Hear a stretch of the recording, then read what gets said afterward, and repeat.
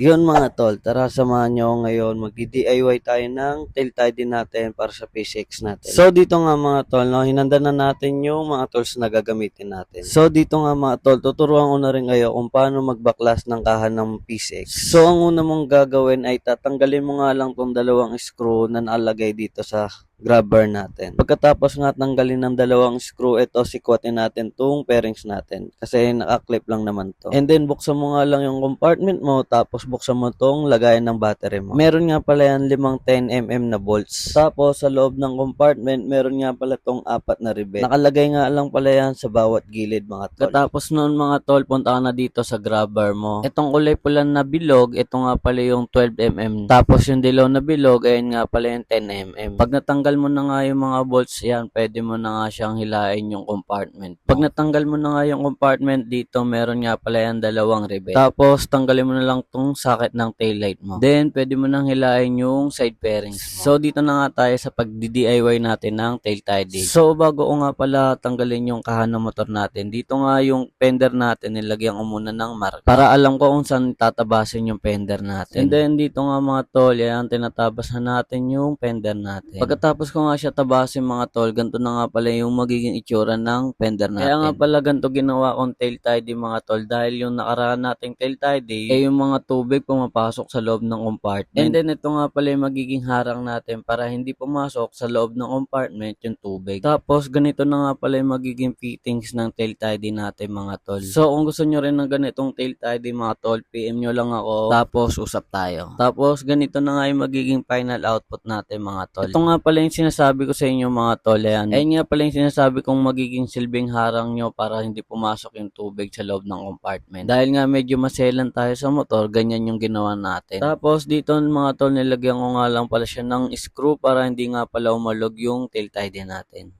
Wala nang galawan niya mga tol. So kung gusto nyo nga rin pala mag-DIY ng tail tidy nyo, ilalagay ko na nga lang pala lahat ng ginamit kong product. Ilalagay ko na lang dyan yung link dyan sa yellow basket natin para makapag-order ka na at makapag-DIY ka na rin ng tail tidy mo. Yun lang. Salamat sa panonood.